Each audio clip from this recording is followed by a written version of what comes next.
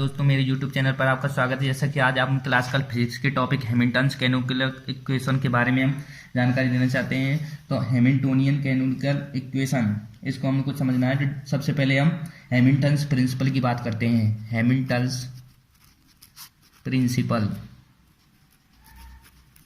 ये क्या होता है? इंटीग्रेशन डेल T1 से T2 इसकी लिमिट होती है और L D T equal to 0 number first.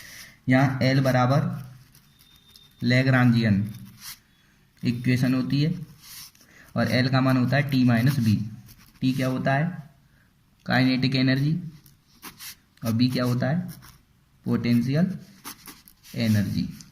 तो नेक्स्ट हम बात करते हैं दोस्तों एच। एच फंक्शन यहाँ पे हैमिल्टोनियन जो अपना फंक्शन होता है, हैमिल्टोनियन की बात करें तो हैमिल्टोनियन फंक्शन होता है स्मॉल पी के मोमेंटम, क्यू के कोऑर्डिनेट और टी अपना टाइम। ठीक है दोस्तों, इसका ये कोऑर्डिनेट होता है। तो टाइम के सापेक्ष इसका अवकलन किया जाए तो वो 0 के बराबर होता है। Del H upon del T बराबर 0। इसका मीन्स होता है कि does not contain time explicitly. Means क्या हो गया कि ये टाइम को कंटेन नहीं करता है, शामिल नहीं करता है टाइम की एक्सप्लिसिटी को। Del H upon del T ये सापेक्ष किया तो 0। ये हो गया अपने। नेक्स्ट हम बात करें तो एच अपना ओनली फंक्शन किसका हो गया? स्मॉल क्यू के कोऑर्डिनेट का और मोमेंटम पी के का। ठीक है दोस्तों, अब इसका हम करते हैं derivative. Delta H equal to del H upon del Q के मोमेंटम और डेल्टा क्यू के plus del H upon del P के ले लिया हमने और डेल्टा पी के नंबर 2। अब हम रिलेशन देखते हैं दोस्तों। रिलेशन किसके मध्य? एच एंड एल के मध्य हम देखते हैं रिलेशन।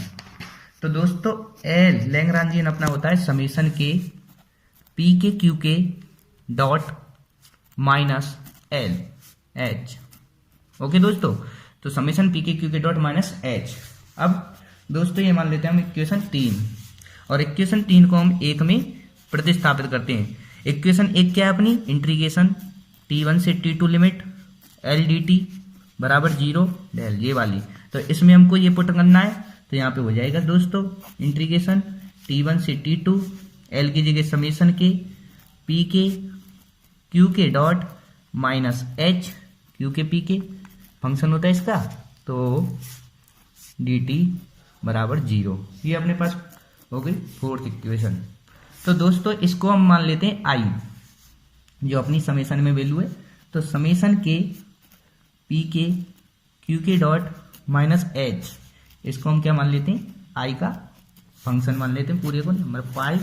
और 5 से हम 4 में अब प्रतिस्थापित करते हैं इस वैल्यू को। तो डेल इंटीग्रेशन T1 से T2 आई डी टी बराबर 0 नंबर 6।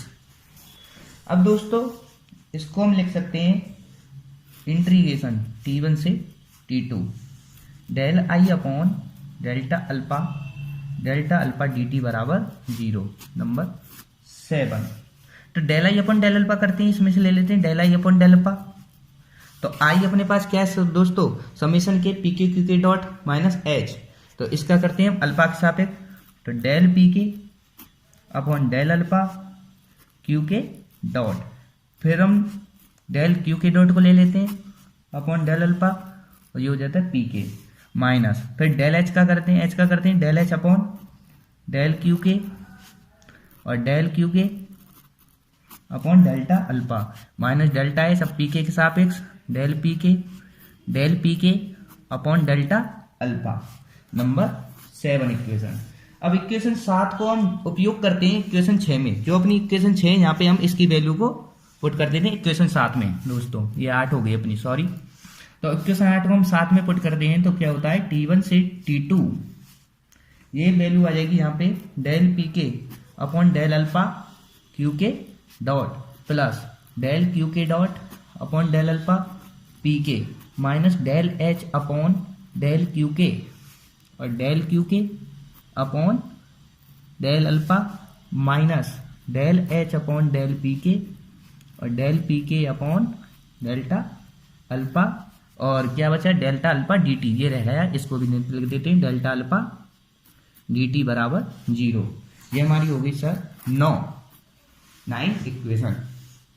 लेट अब हम मानते हैं क्या, I1 बराबर ये वाली पहली टर्म, इसको मान लेते हैं I1 बराबर क्या हो जाएगी, इंटीग्रेशन T1 से T2, सेपरेट कर दिया अलग अलग, इसलिए डेल पी के अपॉन डेल अल्फा और क्यू के डॉट डेल्टा अल्फा, ये वाला इसका भी मल्टीपल होगा क्योंकि अंदर कोष्टक में डेल्टा अल्फा डी टी बराबर 0। ठीक है दोस्तों, अब इसको कर देते हैं हम इंटीग्रेट करने पर इसका। तो दोस्तों इंटीग्रेट करेंगे हम विद रेस्पेक्ट टू, किसके सापेक्ष करेंगे, टी के सापेक्ष। ठीक है दोस्तों, तो यहाँ पे हो जाएगा I1 बराबर डेल पी के, पहले का ले लेंगे डेल पी के अपन डेल अल्फा क्यू के, और T1 से T2 इसकी वो लगी लिमिट, माइनस करके इंटीग्रेशन दूसरे का समाकलन T1 से T2 d upon d t del P के अपॉन डेल्टा अल्फा और q k delta alpha D T बराबर डी टी, बस इतना ही होगा दोस्तों। ठीक है, तो ये हम यहाँ पे है क्यू के, और क्यू के क्या होता है, क्यू के कोऑर्डिनेट होता है वो tends to 0 at end point.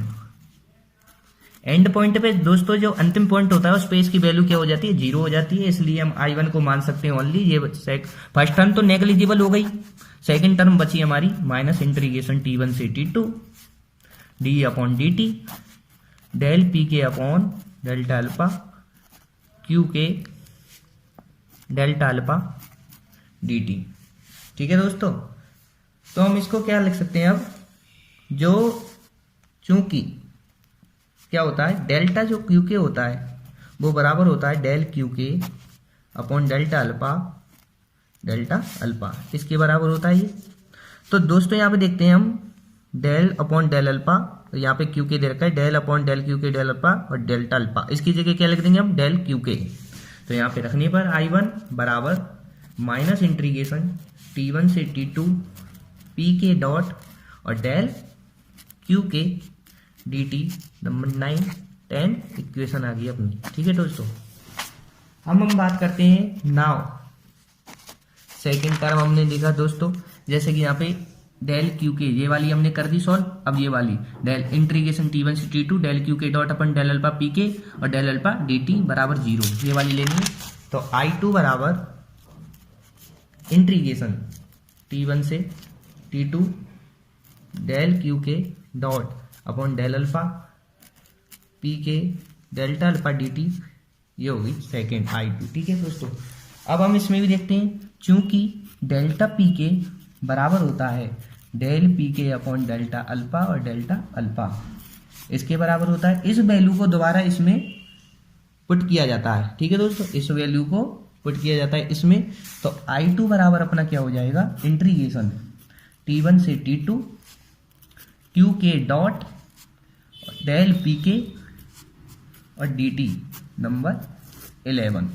तो दोस्तों इक्वेशन 10 एंड इक्वेशन 11 पुट रखनी है इन इक्वेशन किसमें, 9 में। ठीक है दोस्तों, अब 9 इक्वेशन में दोस्तों आपको दिखाता हूं, तो हम 9 इक्वेशन ये वाली थी, यहाँ पे I1 की वैल्यू यहाँ पे I2 की वैल्यू दोनों रखनी है और ये सॉल्व करना है। तो यहाँ पे दोस्तों क्या हो जाएगा, इंटीग्रेशन T1 से T2 माइनस पी के डॉट डेल क्यू के डी टी प्लस यहाँ पे क्यू के डॉट डेल पी के डी टी माइनस अब del H upon del Q के D T minus del H upon del P के डी टी और बराबर 0, ये हो गए। अब इसको हम क्या करते हैं दोस्तों, अलग अलग लेते हैं, जो डेल क्यू के यहाँ पे कोऑर्डिनेट है उसको डेल क्यू के साथ इस वाले के साथ, और जो डेल पी के साथ अलग अलग इसको सेपरेट कर देते हैं। तो क्या होता है दोस्तों, T1 से T2 तो माइनस पी के डॉट, तो माइनस पी के डॉट माइनस, अब इसमें देखते हैं हम माइनस का del H upon del Q k, इसलिए minus del H upon del Q के और डेल क्यू के ये कॉमन आ ही रहा है डेल क्यू के और डी टी, तो डेल क्यू के डी टी। ओके दोस्तों, दूसरी टर्म हम प्लस करते हैं इसमें से इंटीग्रेशन T1 से T2, दूसरी टर्म देते हैं क्यू के डॉट, तो क्यू के डॉट और इसमें माइनस डेल एच अपन del P K, minus del H अपन डेल पी के, ये हो गई। और मल्टीपल किसका है, डेल पी के डी टी का, डेल पी के डी टी का बराबर 0। ये हो गई नंबर 12 इक्वेशन। ठीक है दोस्तों, अब जो अपनी ये दो टर्म दे रखी है, ये वाली टर्म और ये वाली टर्म अलग अलग, इसको हम इंडिपेंडेंट है दोनों एक दूसरे से, और इसको हम 0 के बराबर अलग से ले सकते हैं, तो इंडिपेंडेंट ईच अदर। तो बोथ जो अपनी एबव इक्वेशन में बोथ टर्म दे रखी है, दोनों term are independent to each other. ठीक है दोस्तों, जैसे पहले टर्म हम लेते हैं इंटीग्रेशन T1 से T2 माइनस पी के डॉट डेल एच अपन डेल क्यू के डी टी, इसको ले लेते हैं हम। तो इंटीग्रेशन T1 से T2 माइनस पी के dot minus del H upon del Q के डी टी, डेल क्यू के डी टी बराबर 0। क्योंकि हम क्या देखते हैं कि डेल क्यू के डी टी इंटीग्रेशन T1 से T2 does not equal to 0। इसको 0 के बराबर नहीं लिखा जा सकता है दोस्तों, क्योंकि कोऑर्डिनेट है, इसलिए इसका 0 के सापेक्ष नहीं होगा समाकलन। तो इंटीग्रेशन यहाँ पे क्या आ गया, ओनली माइनस पी के dot minus del H upon del Q k, ये बराबर हम क्या कर सकते हैं, 0 के बराबर कर सकते हैं इसको। तो ओनली पी के डॉट पक्षांतरण करने पर तो बराबर क्या हो जाएगा, minus del H upon del Q k. तो दोस्तों एक अपना मोमेंटम परिवर्तन ये आ गया अपना del H upon del Q k.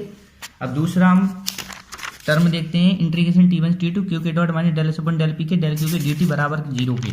तो दूसरी सेकंड टर्म अपनी क्या है, इंटीग्रेशन T1 से T2 क्यू के dot minus del H upon del P k del Q के डी टी बराबर 0। ठीक है, तो इसमें भी क्या होता है, क्योंकि इंटीग्रेशन T1 से T2 डेल पी के डी टी डेल क्यू के डी टी बराबर नहीं होगा 0 के, तो देन क्यू के dot minus del H upon del P k बराबर 0 के। तो क्यू के डॉट बराबर del H upon del P k, ये इक्वेशन ऑफ मोशन आ गया सेकंड क्यू के डॉट के लिए। तो दोस्तों पहला अपने को क्या प्राप्त हुआ, पी के डॉट बराबर minus del H upon del Q के